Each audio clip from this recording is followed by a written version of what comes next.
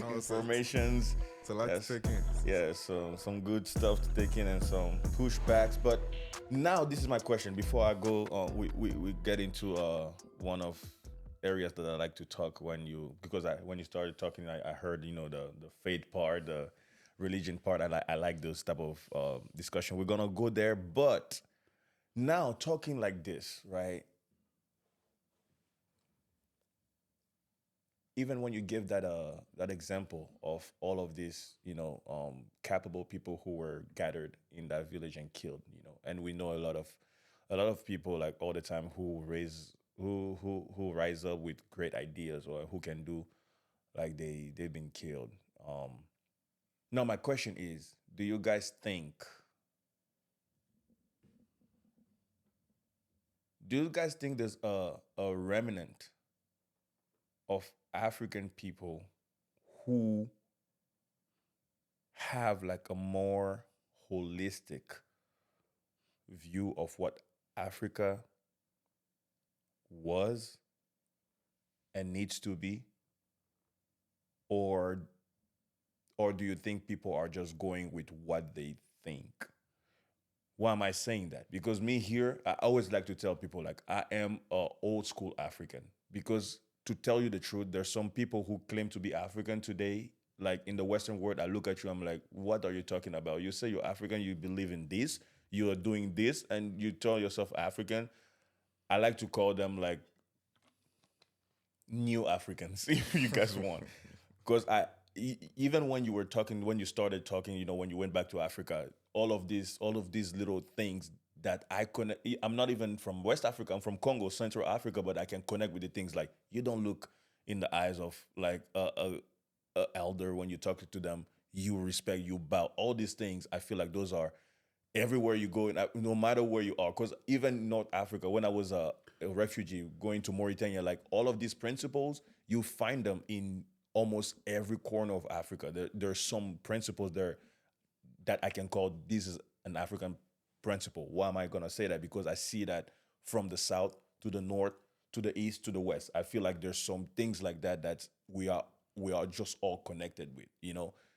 But then you come here, you see an African, someone's gonna tell you I'm an African. They calling their dad by their name. I'm an African. They are looking their superior. I'm an African. No sense of like, uh, no sense of really like So like, I like to call myself like I am an old school African because even now I just turned 35, right? A few days ago. You're It- old.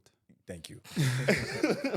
I just turned 35 like a few days ago, but till today, when I'm talking to an elder, even if that person is older than me by just 3 years or 4 years, I am respecting this person because that's one of the African trait. You respect your elders. Like you just talk to them differently. You know what I'm saying? So, but now coming back to my question, do you guys think there's a remnant? There's some people who can enforce, and when I say enforce, it's not like, just force, but that can bring back those values, that can really preach out those values. That because if there's none, then everybody can just be thinking like we see it today. People, even some black people who are not African, they'll be like, Africa is this. It's like you don't know. You're not even like everybody has their ideas of what Africa is. Some people have their ideas what is African culture need to be like. So do we have like real OGs that can really get that movement for people to get back to that, or it's just open for whoever think was what Africa needs to be? I think when you say, I think there's an interesting part that you said in your question, right? You Uh-huh. say is there a people, right, that's going to, I guess, develop or foresee Africa's future, right?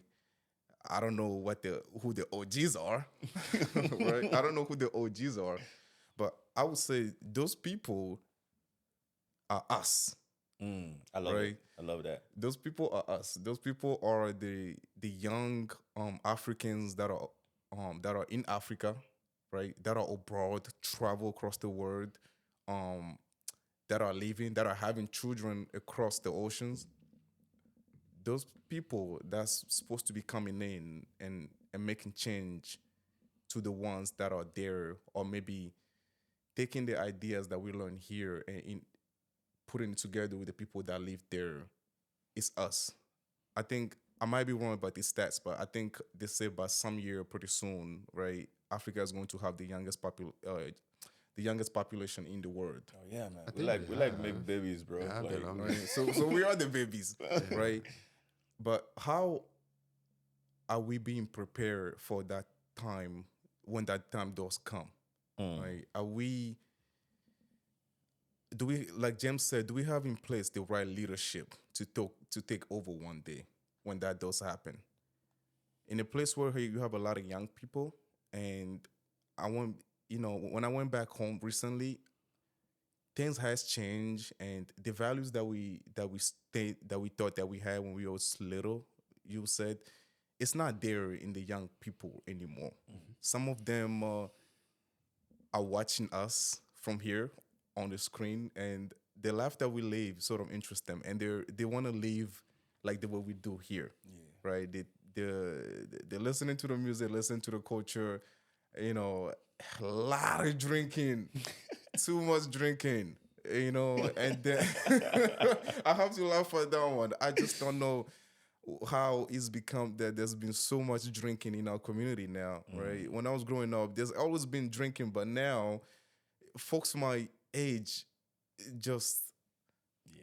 too much drinking, guys. If you're watching for this from somewhere, please, we can drink, but let's know our limit.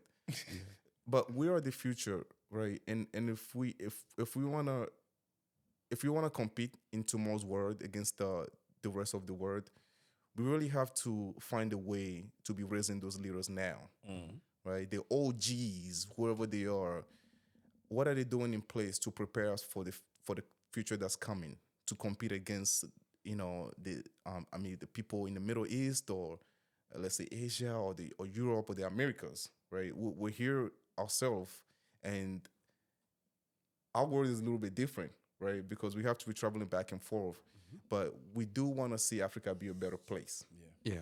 right? Yeah. And it would be great for the OGs to possibly start that leadership avenue of raising the new Africans Yeah. and trying their best to sort of integrate us, so the ones that's living abroad across the ocean can help the ones that's back home make Africa flourish again. Likewise, right? If they can do the same for us, so we learn the culture, stay connected to the culture, stay connected to Africa. So when we do come back home, we're all on the same page of helping build a better future. Yeah. I love it. And maybe something I can add.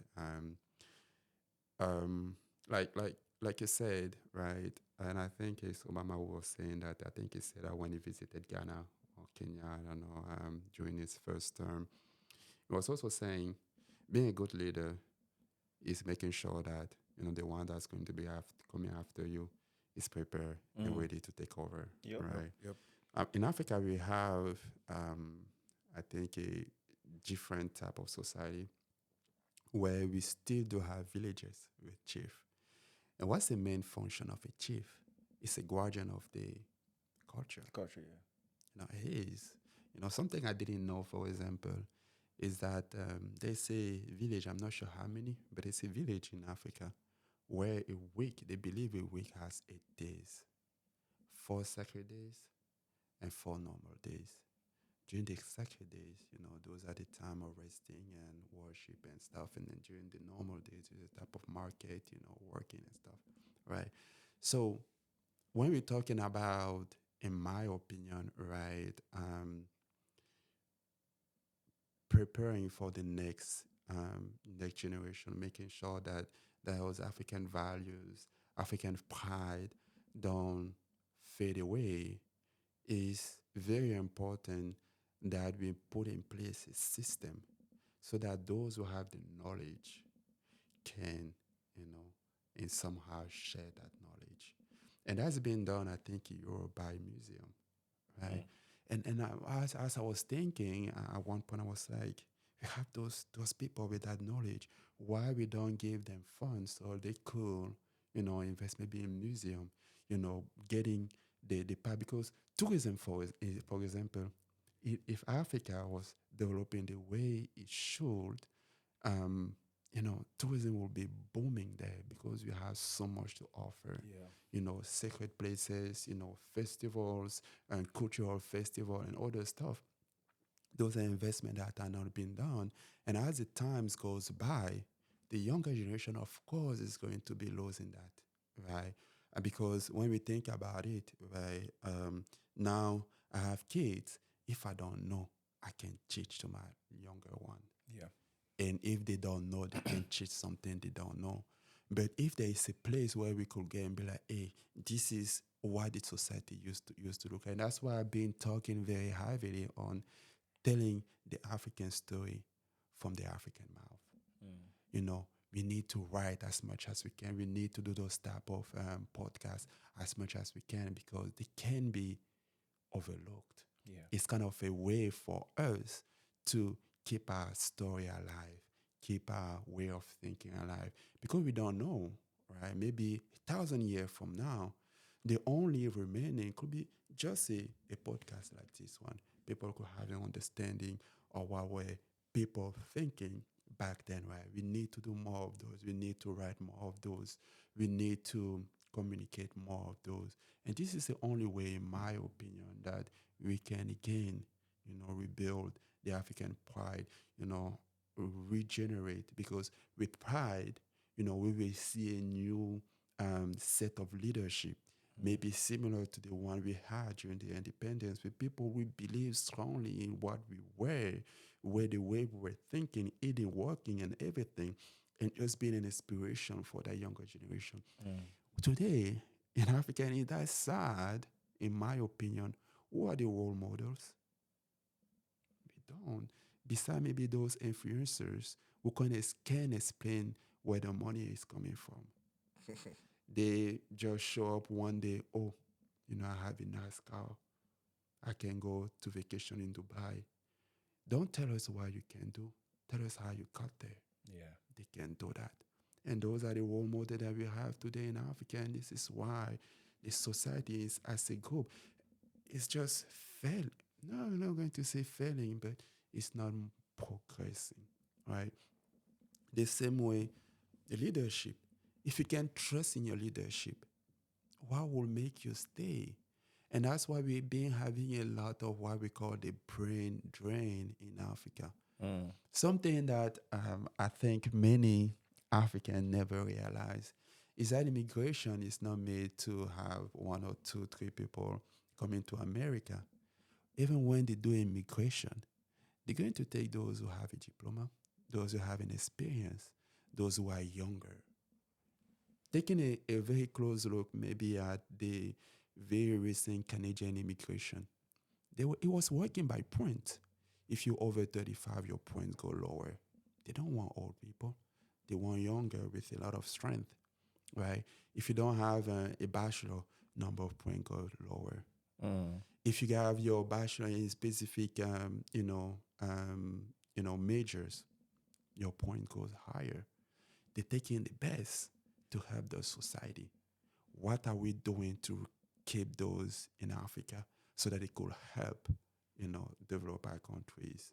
And that's where I think the conversation has to be, the conversation has to be in leadership. The conversation has to be in system that help those who want to remain and help in development do so. In Ghana today, they're doing that pretty well. That's why we're seeing a lot of Ghanaians going back into Ghana. We're seeing a lot of African American going back to Ghana where they believe they belong. Because when you have the right system, they potentially the right people at the top, I'm not sure how it's the leadership, but I've been seeing increasing number of people going back. Similarly in Cameroon, people don't want to go back. Why would you want to go back if you don't have insensitive to go back? Yeah. Right. Yeah. No, the promotion, is being better, right? As far as Africans selling the picture of Africa, I think we're showing a lot more now than we used to. Like Jim said, what we used to see is what the Western world show us, right? Now Yeah. people have the ability to be able to take the cameras and the phones themselves and record. And when I was back home recently, I was working from there, and before I went home, I actually landed in Ghana, and you're right. There is a lot of African Americans going back, which is beautiful to see. Right, they're happy to be there, and I'm happy to see them there. Yeah. Right, even when I went home, I saw a bunch of them there, and it made me happy. You know, it's not an easy journey. Even me for myself, it's not an easy journey to go back home, right? Because everything is different. As much as I love to say that I love going to Africa, when I do go back, then some things does change, right? The food is not the same. The food is natural there. You're eating. You have to use the restroom. Exactly. Exactly. So we're selling the picture a lot better, and it's making the world wants to visit Africa more and more. But on the developing side, and as James was saying, is there a way we can find so it's just not about fun, Yeah. right? Africa just can be about fun. Let's just go onto the beach and come back. Yeah. But can it be a place where people begin to develop, invest, create jobs, right? So that many of those people back home wouldn't die just to cross the ocean and get in here. Yeah. Don't get me wrong, right? I love this country here. Again, I grew up here. My life is here. But at the same time, when I do go back home, I see the effort that people make just to come here. Not Yeah. necessarily because they want to leave their country, Yeah. but because of how America sells the United States, United right? States. How the United States sells the United States. Yeah. You just want a taste of that to see if maybe something can happen to you. Yeah, let me see if I can have a brand new BMW in a month. You know? That's what it is. That's why some of us, will come to the US, been selling, a month or 6 months after getting here. Oh, yes, my house. Yes, my car. But it's already yours. Yeah. It's on loan. It's already yours. And then they're selling that picture, so people be like, envy. Right. Be like, oh my gosh, if that guy was here like this and I'm being better, I mean, if I get over there, Yeah. I could do it even more. And that's when they be like, why rather than continuing suffering here, let me take my chance. And, if I lose my life, it did happen. But if I was able to do it, I can do better. Right. I think it comes back to living a life with a purpose, having a purposeful life, like, because it's hard for some people to believe, but my in-laws were there, and some people who like when I got here at first time, because I never came here with the intent of staying. When I was coming here is because I was invited to a Christian conference. And since I'm a worship leader, I was invited to New York, and then we came to Texas to visit my in-laws because they knew me since I was a kid. So I was not coming here with the intent of staying. Because a lot of people thought I was a prideful guy. Because even when I went to Europe and everything, like for me, and that's why I say I'm an old school African, I think. Because for me, it was like, it's not about the place. It's not about where you are. You have to have a purpose in life. You have to have like a plan of what you want to leave this world with, right? You need to do an impact. I always want to create impact, right? So when I came here, I didn't have a plan for this place here. Like it was God's plan for me to stay, but me personally, I didn't have a plan for this place. So when I came, I was like, I'm gonna do what I had to do and then leave. But that was not God's plan. I had to stay, But I feel like a lot of people who are living and crossing the oceans and everything, a lot of them, they're suffering. It's like they have that sometimes that false pretense of like, okay, it's just about the place. If I can just make it there, then everything's gonna be better. And let me tell you, when I was in Europe, in France, exactly, I saw a bunch of people who crossed, who were there, and their life was even way more miserable than where they were before. Right. Because we gotta tell ourselves the truth, right? It's a blessing for you if you make it to a Western country and you have the grace to be able to find some type of job, even if a measly job, even if it pays you $2 an hour, whatever, to find a measly job and stay.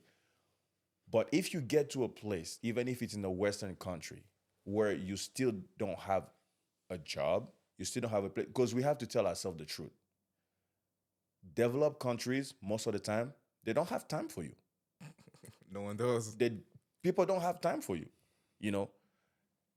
And that may be my African experience, but even when we were refugee, even days that we didn't have food or anything, people did care about you. People who also didn't have anything, they did care about you. They'll check on you. How are you doing?